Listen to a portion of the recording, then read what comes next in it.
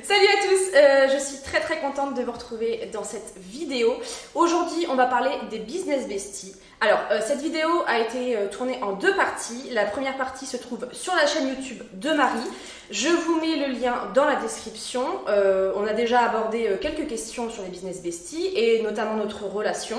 Et notre rencontre. Notre rencontre, voilà. Et qu'est-ce que c'est un business bestie? Voilà, on a expliqué ce que c'était qu'un business bestie, enfin en tout cas notre définition du business bestie. Donc si vous voulez déjà voir la première partie, ce que je vous encourage à faire, ce qui est plus logique, rendez-vous sur la chaîne de Marie.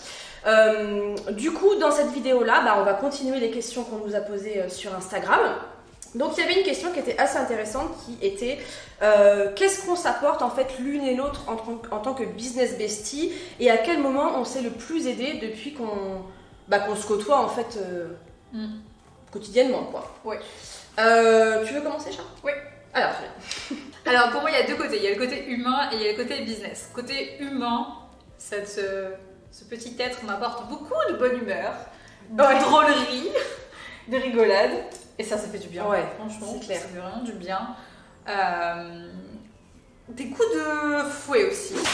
Mais ça, c'est plutôt côté business. Ouais. Côté business, des coups de fouet. Parce que des fois, il y a des trucs que j'ai pas très envie de faire, que je sais qu'il serait bon pour moi de faire, mais que j'ai pas très envie de faire. Et Mathilde, elle est là pour me dire bon, tu vas le faire, et puis c'est tout. Oui, ouais. Tu vois. Oui, non, mais c'est clair. Non, mais en fait, mais moi de mon côté, c'est exactement la même chose. Mais je pas fini. Ah bon, très bien. Elle a pas Aussi, Mathilde, c'est une super rédactrice.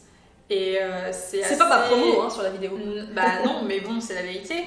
T'es une excellente rédactrice, j'aime beaucoup son style. Et elle m'aide à deux niveaux. Déjà, elle relie toutes. Enfin. Ouais. Une partie.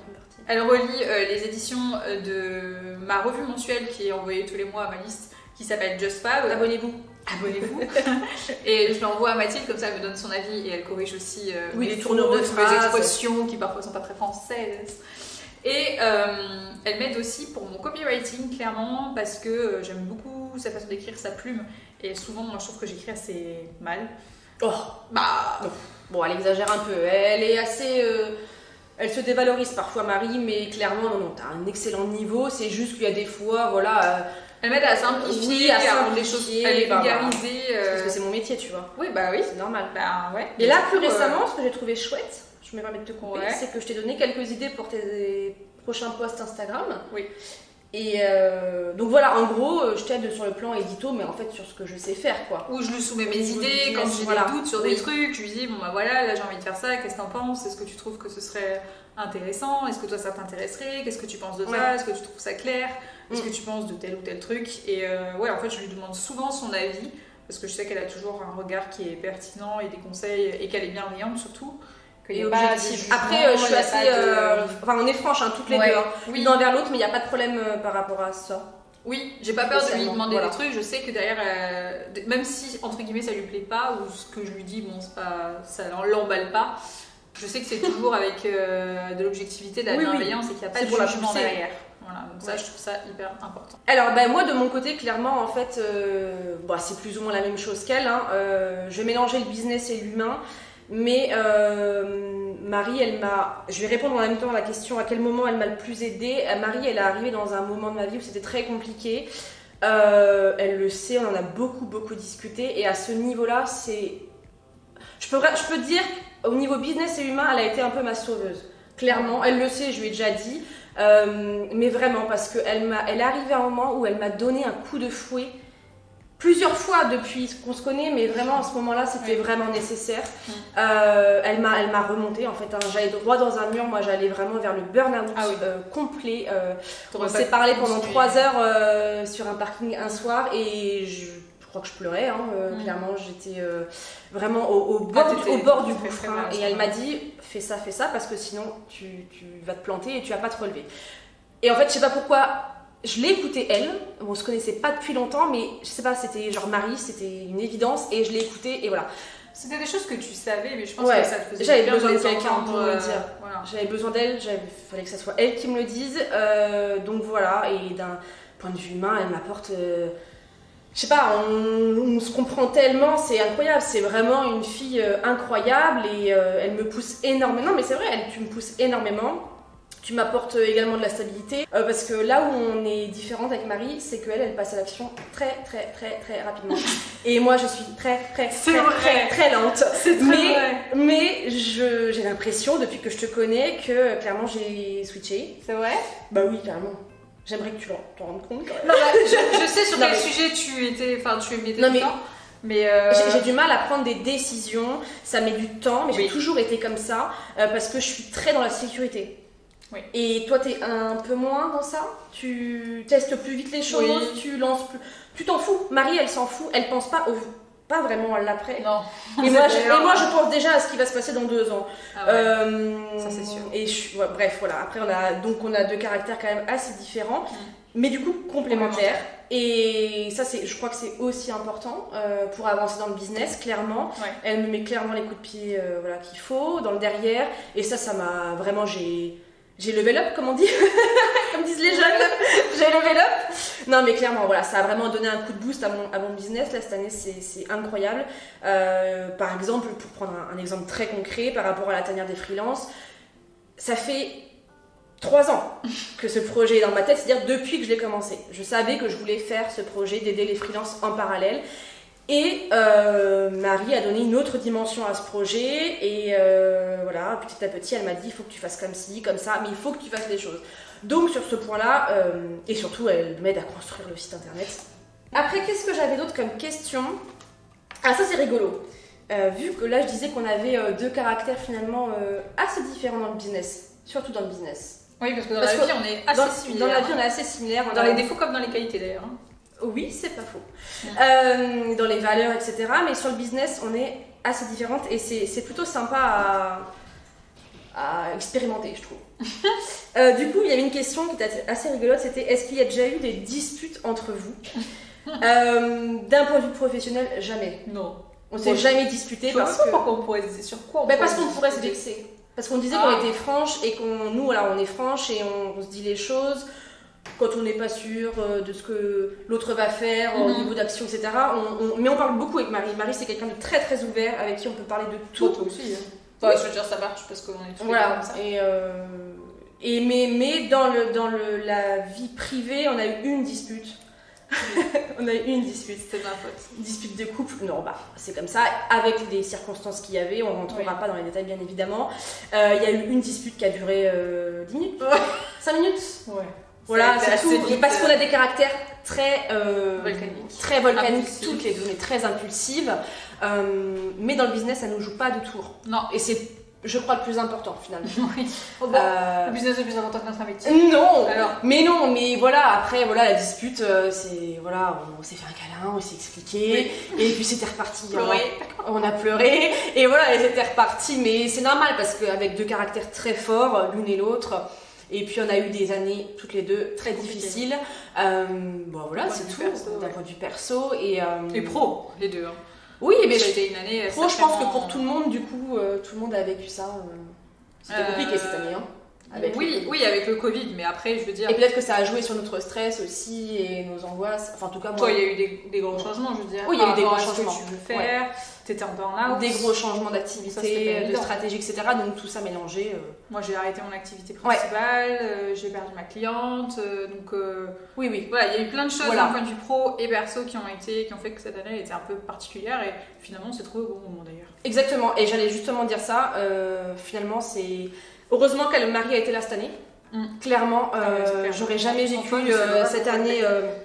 De la même façon, je me serais sentie perdue parce que contrairement à Marie, moi j'ai besoin d'interaction humaine. Clairement, Marie est beaucoup plus sauvage, entre guillemets, je mets des gros guillemets parce que c'est une adoration. Mais voilà, moi j'ai besoin d'interaction humaine et c'est vrai que là, cette année-là, c'était ma 3e année et je sentais que c'était une année de trop, dans le sens trop de solitude. Voilà, et donc clairement, je pense que c'est pour ça aussi que ça a aussi bien marché. Voilà pour ces questions-là. Donc, est-ce qu'on a répondu à la question comment on fait quand on n'est pas d'accord?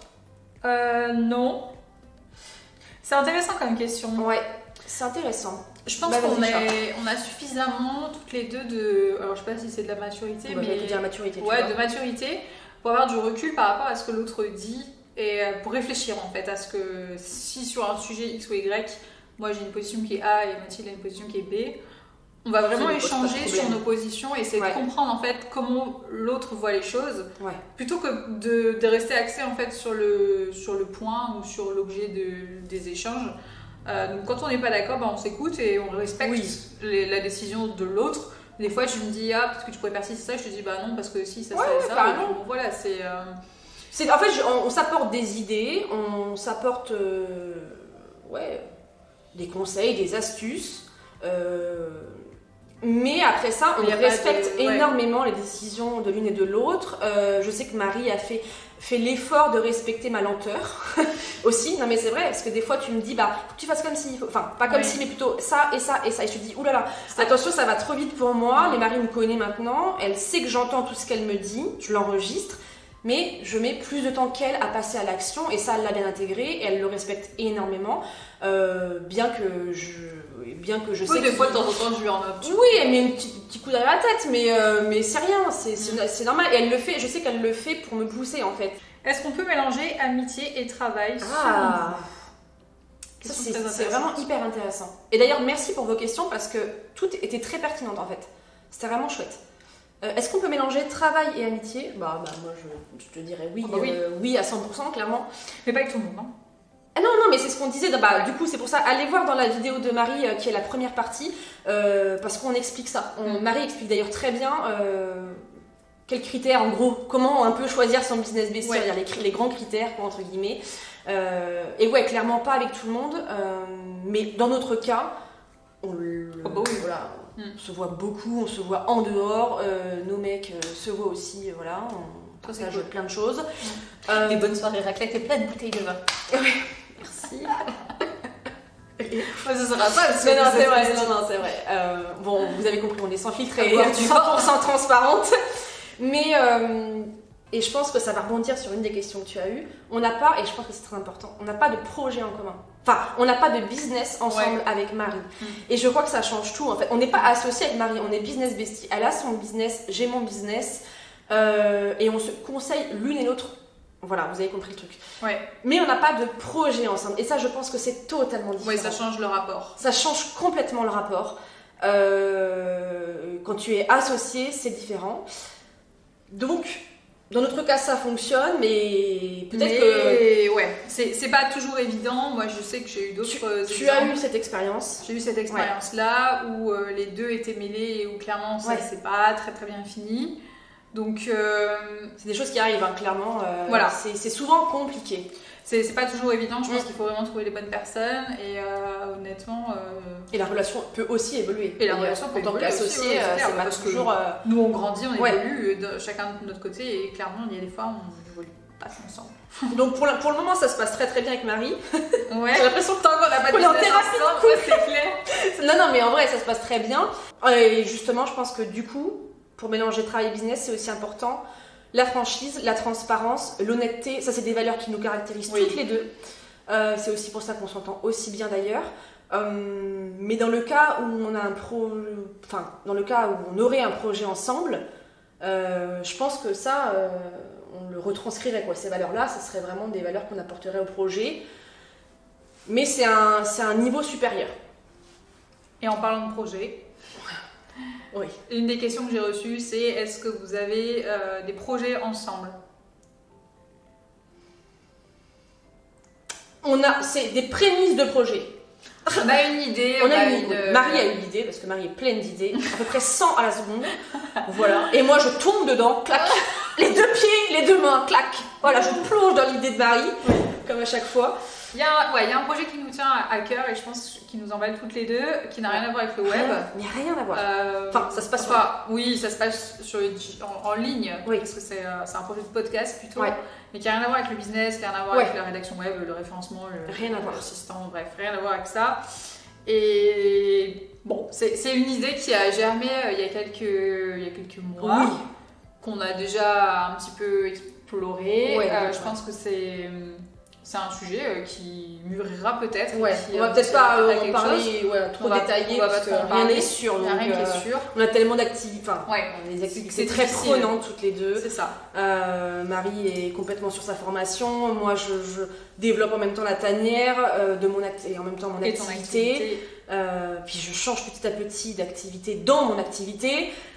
Donc, là c'est mon côté, chaque chose en son temps, étape par étape. Et, moi aussi, j'ai eu trop d'expériences où je multipliais les projets. Exactement. C'était pas optimal, donc c'est pas quelque chose que je veux renouveler. Et je pense qu'on a envie d'avoir l'esprit un peu plus tranquille. De le faire sereinement parce qu'en fait ça sera plutôt un loisir, clairement. Oui, c'est clair, il n'y a pas d'argent derrière, il n'y a pas de business. C'est un projet loisir, C'est plutôt vraiment un truc axé sur l'humain, on va dire. Ouais, très donc voilà, on en reparlera d'ici un an. Selon mon rétro-planning, que j'ai mis à jour. Non, mais ça, 2021 nous paraît déjà bien rempli. On verra, on verra. Allez, hop là. On me remet une petite couche. Donc voilà, écoutez, je pense qu'on a fait le tour. Oui, cette vidéo doit durer, je vois pas d'ici, mais 1000 ans. Elle va durer 1000 ans, mais c'est parce qu'on est extrêmement bavarde. C'est clair. Donc voilà, on a fait le tour des questions. On espère que ça vous a plu. Et si c'est le cas, allez vite sur nos Instagram respectifs. Donc je mets tout ça en description et puis vous pourrez suivre l'évolution de nos activités. Marie donnera des conseils à sa communauté sur comment devenir assistant web. Moi, je donne des conseils sur la tanière des freelances, sur comment se lancer, comment débuter son activité en tant que freelance. C'est un peu long comme fin. Non, c'est une très bonne fin. Voilà, écoutez, on vous fait... Merci à tous d'avoir regardé nos vidéos. De gros bisous et puis on vous dit à la prochaine. Salut. Ciao.